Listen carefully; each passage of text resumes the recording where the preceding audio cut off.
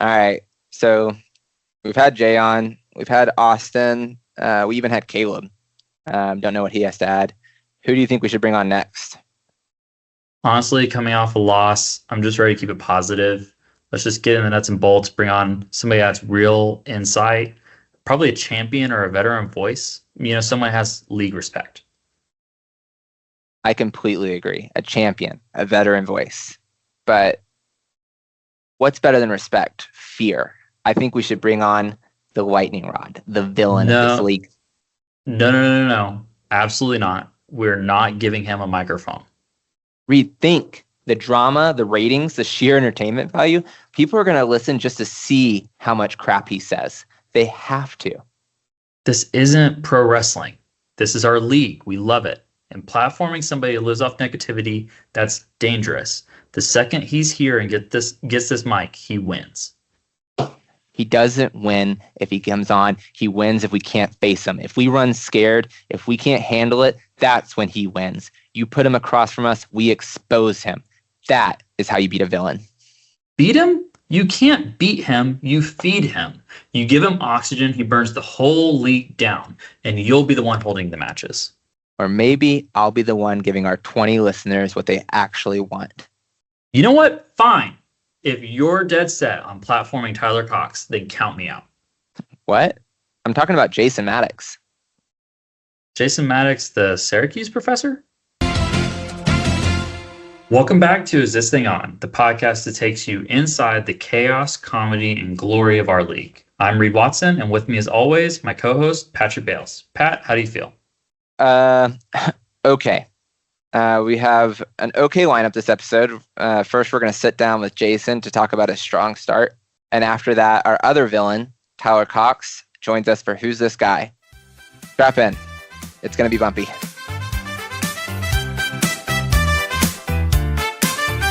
Is this thing on? Yeah. Probably not, but we're still here, giving it all we got. Fantasy football with zero fame. Too much effort for a made-up game. Is this thing on? Who knows? Who cares? Let's go! All right, now it's time for our villain. You love him, you love to hate him.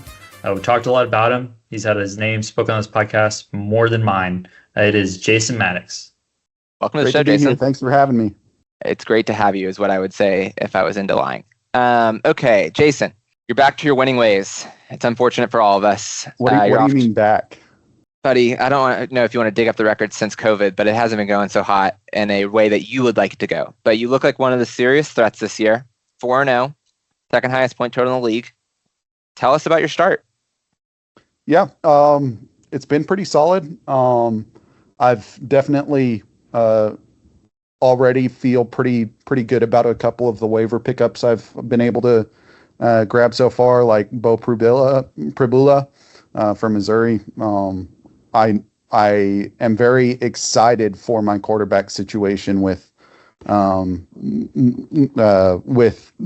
Brown once it gets to American Conference play, but to start, he's just not going to have an offense that's putting up enough numbers. So getting Pribilla off the waivers really helped me. Yeah, I mean, he looks phenomenal. I think Penn State might have gotten the worst quarterback out of two. And I wish we had a Penn State fan to hear that and get upset. So yeah, you have a strong start. Who do you feel like is a threat to you? You know, always, I think Tuscaloosa, et cetera, but who else do you have your eye on? Sure. I mean, Caleb has the most points scored to this point. He's 4-0. I mean, at the same time, he's Caleb, so we know he's not going to perform well once it comes to the playoffs, if he even makes it. He'll shoot himself in the foot at some point during the season, so I'm not too worried about it.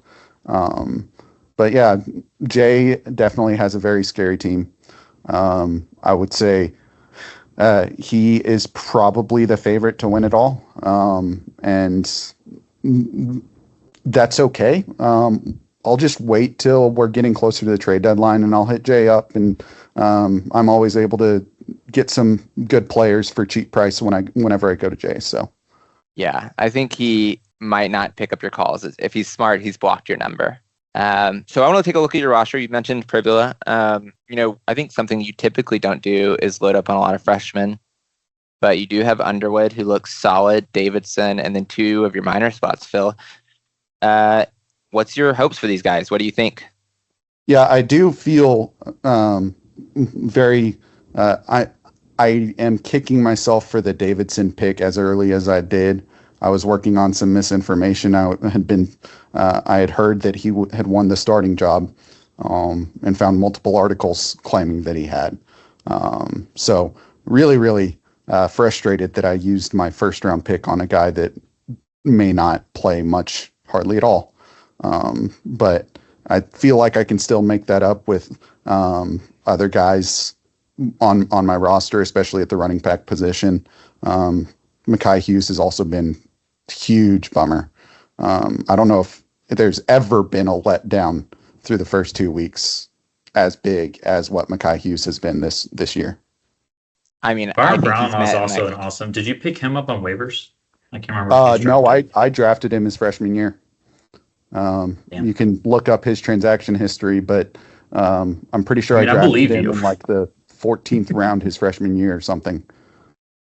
That's wild. 12th round, and he's been kept 2 years in a row. It's incredible. Very impressive. That's going to pay off, especially once he gets into his conference play. That's really exciting.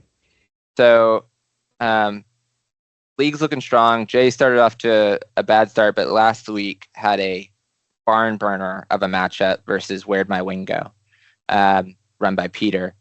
228, 190. I mean, guys, I don't know if you were following this on the Twitter, but I'm so glad we're not playing the mean with people scores like this bringing it up. Absolutely ruined my chances of getting those extra wins. Any thoughts? What do we think about this matchup? I mean, defenses are still really extreme. We thought we nerfed them a good amount, but my goodness, 44 and 48 points apiece in this matchup, really driving up those values. Just absolutely insane. I think that Peter, with some work in the waiver wire this year, he has the good bones for a team. Very few weak spots, but just a few. I mean, you didn't mention him as a contender, but he might do something. I like KC. He's great. Unfortunately, Jackson Arnold looks good, surprisingly. Yep. Yeah, and he did it in a different way this week. They didn't make him take the hits against Ball State. Threw for 250, rushed for 5. And then the one, I think, major problem that's going on with Peter's roster is his team's namesake, Ryan Wingo, is just not connecting with Arch. And I think Ryan Wingo was one of the best, underrated freshman receivers. I really think he's super strong, fast.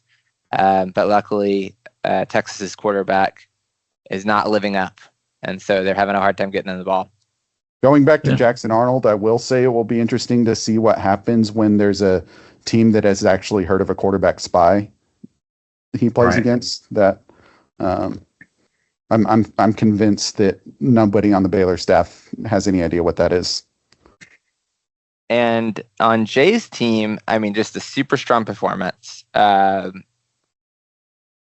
he had a 0 ball from Amari Hayes, and 2 receivers scored 20 on the bench. This could have been a 250-point week. And he got the $5 for the top scorer, so maybe he's not sweating it. But the only weakness I see with Jay's roster is actually at the QB position. Now, I think Lenore Sellers could be the number 1 pick this year. He's a phenomenal player. But that SEC schedule historically has depressed quarterback output. And I think Jay is going to be looking for a quarterback at the deadline. And based on his trade history, everyone should be taking that call. No, for sure. I mean, and Duke, Duke has underperformed. I think that they could be something for him, but week after week, they're not getting it. Yeah, banking on one guy. A lot of quarterbacks on the roster. Russell's in the minor spot, but is he banking on? I mean, I think Damon Williams has to pop for him to have really more than one QB, because I don't think Brendan Lewis in Memphis is going to be putting up the numbers he needs.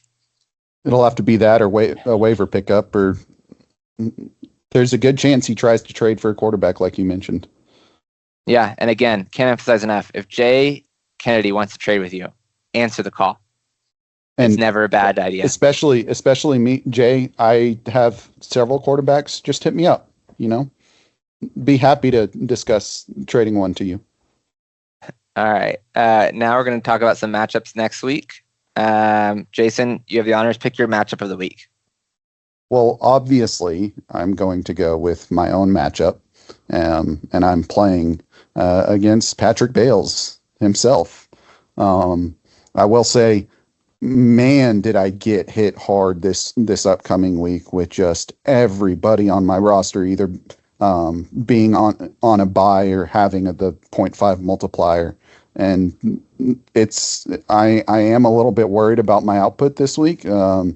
But luckily, it's just the 1 week I have to deal with it. Then I can get my best players back up in the rotation. But I will say, if I have to play anybody on the week that I am projected to not do all that well, I'm very thankful that it's against Patrick. I'm very thankful for my matchup this week.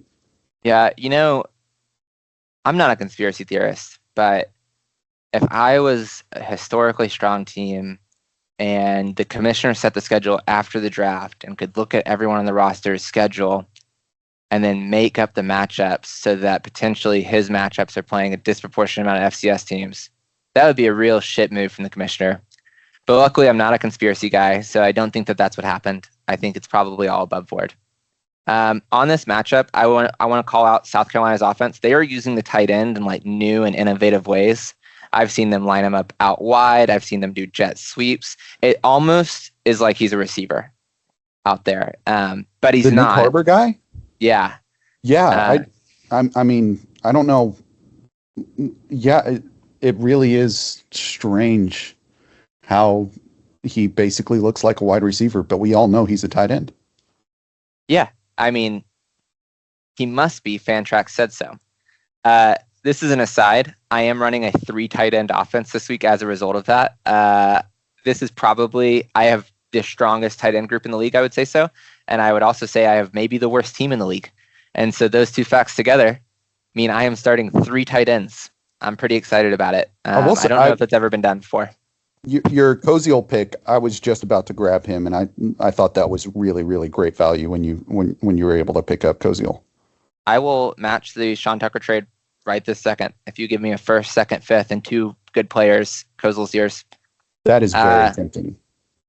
Yeah, just get back to me on that one. Other than that, I think my matchup of the week is Caleb versus Austin. Both previous podcast guests. They both did a pretty bad job on the podcast. We probably won't be having them back. But it's a close matchup, and Caleb is the strongest team in the league so far. I mean, just astronomical scores.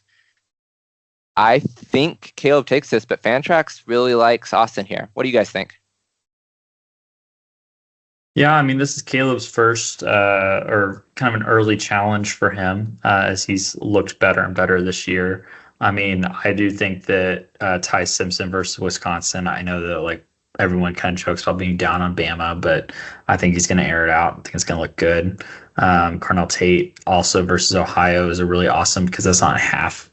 Those aren't half points, but that is a half point school. That is an FCS like school without being FCS points. So feel good about it.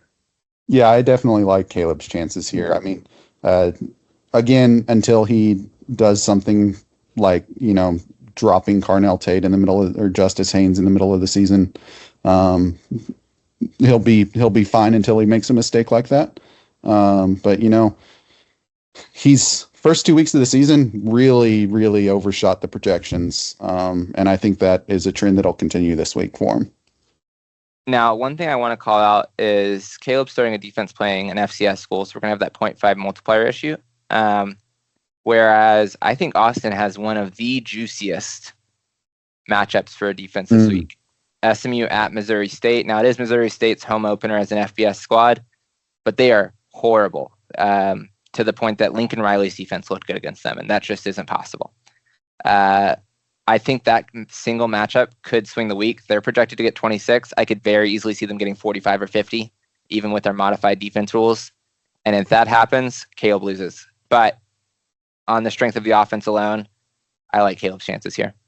I will say in defense of Missouri State, they did beat a team that somebody, I don't remember who it was, but somebody picked to have over win total.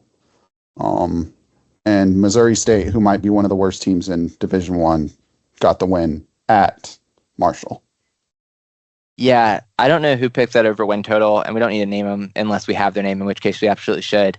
Marshall lost their entire team in the portal, I think it was the story on them this last season. So great pick. It looks phenomenal. That was going to be the easiest game on Marshall's schedule. They lost it at home. I think we can go ahead and not plan our trip to Mexico, at least on the season-long parlay. Maybe we can get lucky on one of these week ones. Reed, what matchup do you like this week? Things aren't going well for me, and so I just need to kind of live vicariously through other people that are doing worse. So mine is the Ship Bowl, as we'll call it. It's Brandon versus Spencer. Athens Clark County is just a baffling team. It's just absolutely ridiculous. And I don't know. He hasn't set his lineup this week. I don't think that there's a version of his bench that subs in and competes. But also, I mean, Brandon's on kind of a down week and isn't necessarily looking great. But he's facing a opponent that he can maybe get the win with. We'll see how it goes. What do y'all think? So starting Florida's defense against LSU is malpractice. But I would like to quickly go down the line on some of Spencer's choices. This guy, probably not going to play. Gregory DeRosier? Yeah. For Memphis? Yeah. This guy on bye. Chase So Roberts? I would almost say certainly he's not not going to playing. play. Sure. This guy out till the end of September. What I don't think it's- about kicker? Surely he has a good player at kick. He playing has a kicker. phenomenal punter at kicker. One of the best punters in the Big Ten is his kicker. Well, Unfortunately, he probably only has one kicker on his roster. Yeah, so he like didn't most have people. another option. yeah, so he has 4. I will say the second kicker I clicked on and the third kicker I clicked on and the fourth, none of them are the starting kicker. He has 4 non-starting kickers on his team. It's unbelievable. Which there's always a little bit of sympathy because Fantrax hits those guys late if you're on auto draft. Most people clean it up by week 3, I'd imagine. So, I mean, he also has 5 quarterbacks total. At least yeah. he didn't draft a kicker like some of us have that have already graduated and are no longer playing Right. college football. I think it truly is only luck of the draw that didn't happen to him. Yeah, not going to be a good one to watch. He is already down 120 minutes. And so if Brandon does lose this, I feel like there should be more than a loss at stake. I'm thinking I'll just go to his house and egg it. Something to that effect. Sure. Make it Yeah, the I egg think bowl. that's deserved. Yeah. Um, Or should have missed along. So I have one more topic I want to discuss. Read No, the elephant in the room. It's not looking You're- good. You're 0-4. Yeah, 0-4. I haven't hit the league median yet, which is unfortunate. That 0-2 in past years, 0-2 I could talk away, but with this year, losses of this nature feel worse. I lost Jason, which is never fun. Definitely looked towards that win. Things just aren't totally shaking out. Sir Robinson's better than anyone would have thought, and they're leaning on Bryson Washington less than I would have thought. Even still, I mean, we'll see what CJ Carr does, but I mean, I've got some guys that might be of value come trade deadline. So, Yeah, I mean, we know you always get really good value for your trades, and you're talking about how you're losing confidence in Bryson Washington. I'll put it out there right here, right now. I'll give you my 10th round pick next year if you want to send Bryson Washington my way. go to hell. Yeah, Reed, honestly, I'm looking at your roster and it doesn't really compute how bad it's gone. I think you have a couple players that could pop soon. You've had some tough FCS matchups. I'm very excited because, guys, who do you think has Reed's number 1 pick? It's me. I hope Cam Sure. Coleman and the non-passes he's catching from Jackson Arnold are really helping you out. But every week, everyone says he's about to pop off. You know what? It's like us Cowboys fans each year, you know. This is Cam Coleman's week, you know. It's not just Fantrax. Everyone I follow, there's several people who are like, these guys are great, and they're just not. So, yeah, it's a mind games. Really sucks. So we're gonna end on a game with you, Jason. This is Name That Guy, and so I have a slot machine built, and the slot machine has in slot 1 a decade, slot 2 a conference. Pac-12 will be appropriate at the time. So if you get 2010s Pac-12, Sure. Oregon counts. And then the third is going to be either QB, running back, wide receiver, and tight ends are in the wide receiver group, or coaches. And basically it's to failure. And so I'm going to name the first name, and then you get second, and then read, and we're going to go, and then we're going to do a round. And after someone fails, we're going to do one more round with another spin and play again. Sound good? Yep. So you can be the Name That Guy champion. All right, I'm spinning the slots. All right. 2020 ACC QBs. I'll start. DJU. Cam Ward. Nice pick. Carson Beck. Haynes King. Trevor Lawrence. Kevin Sperry's back up on FSU. Gonna try to do a doc with him. Okay. Kevin Jennings. Kyle McCord. I might be out. All right, Jason, you want to run it back? Can't reuse any names. It's me and you. Yep. All right. Sticking with this spin. Sticking with this concept. Christopher Vazina, the backup at Clemson. Wow. That's impressive. Dan Villari, when he was a quarterback at Syracuse. Hottest quarterback ever, Sam Hartman, Wake Forest. I'll go with Garrett Schrader. Garrett Schrader. Okay, I'm going to go with Kenny Pickett. Ooh, that was a name I had from the very beginning in my head.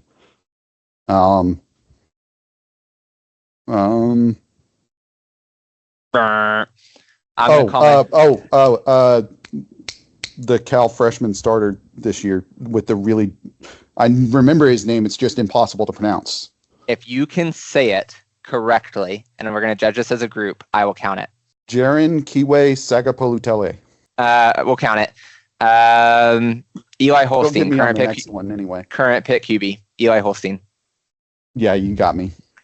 Zach Byron, Georgia Tech back. Kyron Jones, Virginia Tech. Anthony Calandria, old Virginia quarterback. Mitch Trubisky, North Carolina. Branson, current Stanford guy. Well, you guys both root for teams in the ACC. You could. That is actually deeply unfair to you, Reed.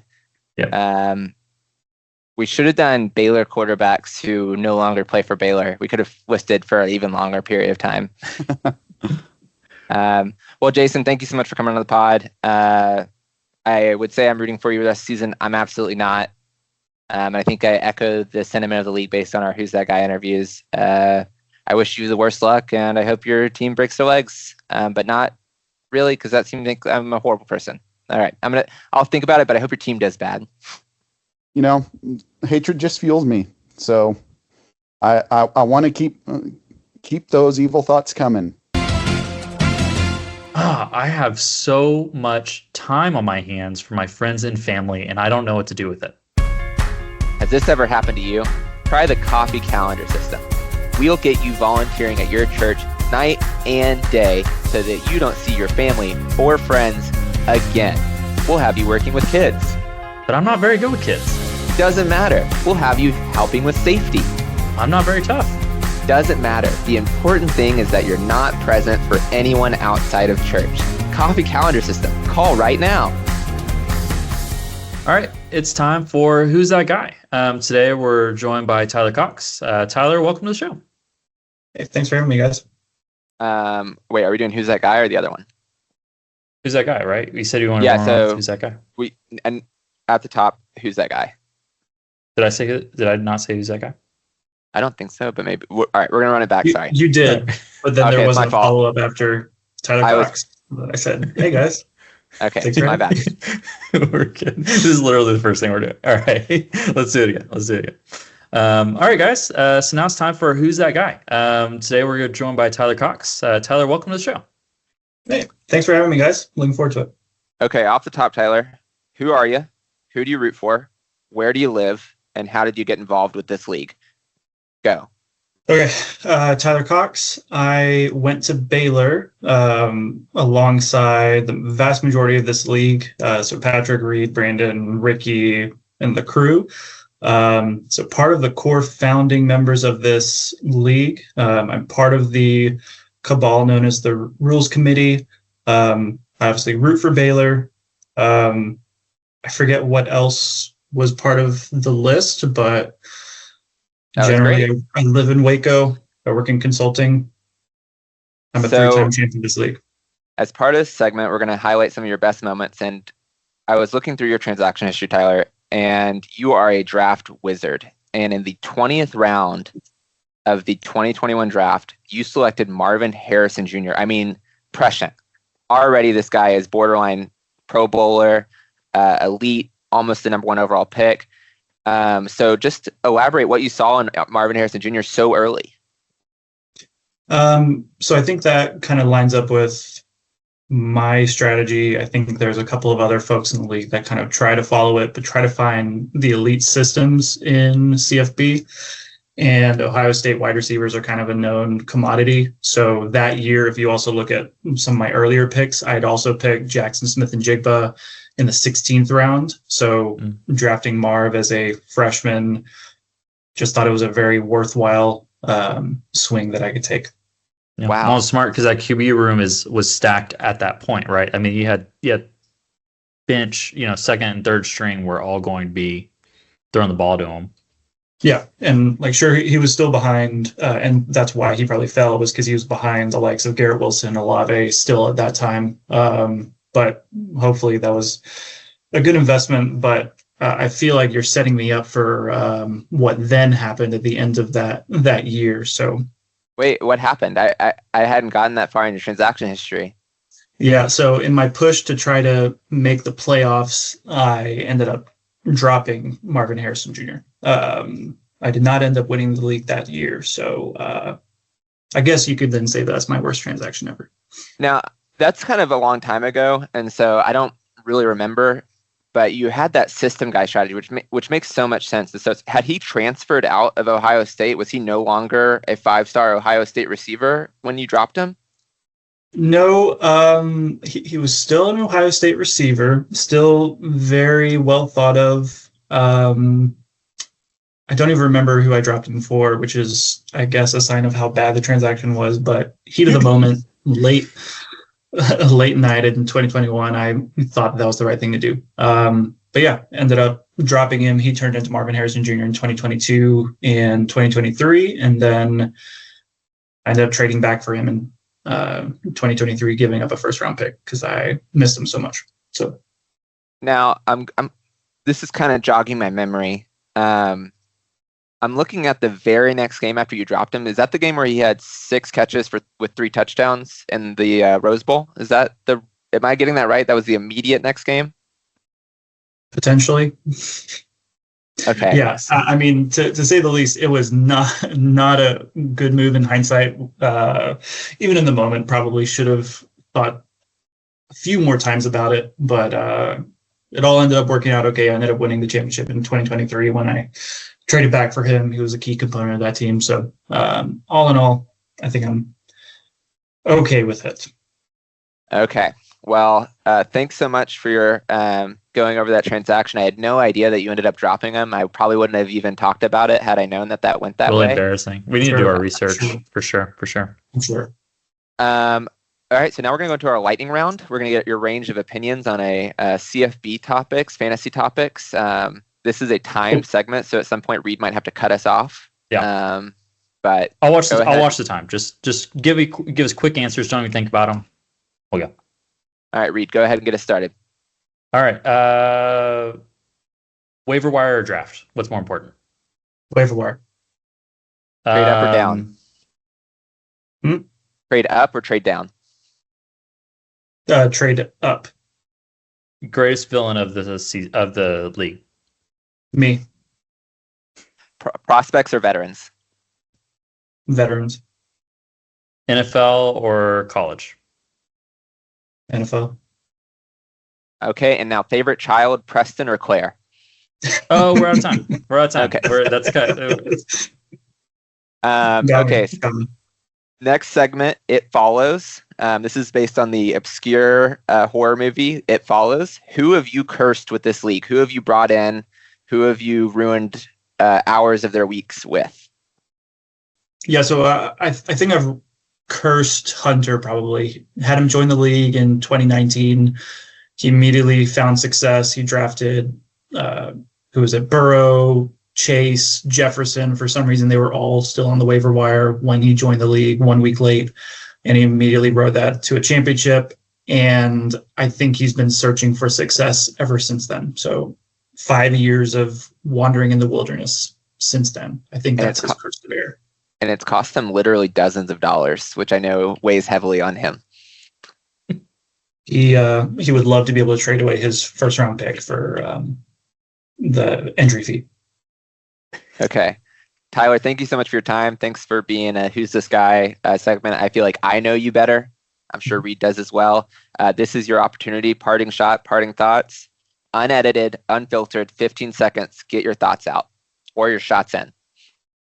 Yeah, I'd like to take 2 shots. So one at Jay. I hope this year you find success. This is the 1 year that I am not built to really be a true contender. So I just really hope that you're able to over the barrier of coming in second or losing to be in the playoffs. This is your year, Jay. Really rooting for you. And then Jason, I think everybody who knows me expected this to be a parting shot. Jason, wish you nothing but the worst. Hope you miss the playoffs. Love you. Bye. Destination Weddings, the only party where you bankrupt your friends for the privilege of watching you kiss.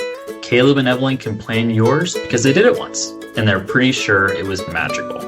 Simmons Destination Weddings, the inconvenience is temporary, the debt is forever. Side effects of a Simmons Destination Wedding may include missed flights, sand and formal wear, unexpected in-law sharing, your honeymoon swoop, crippling credit card debt, and permanent resentment from broke groomsmen. Consult your financial advisor before booking. Simmons Destination Wedding is not responsible for lost luggage, food poisoning, or divorces occurring within 6 months of purchase. And that's all the time we have for this episode of Is This Thing On? We'll be back next time with a recap of Week 3. If you want to be a guest on the show or have any questions for us, feel free to reach out. And now, a word from our bookie to tell us how our parlay went last week. For this week's parlay update, a poem. The poem is titled, Thanks, Caleb, you moron. You stupid idiot, you incompetent swine, clones by 3.5, thinking, oh, what a great line. Were you raised yesterday? Did you read the archive? That crap hasn't happened since 2005. Did your dad never love you? Is this why you tempt fate? It doesn't even matter, the squad went 5-8.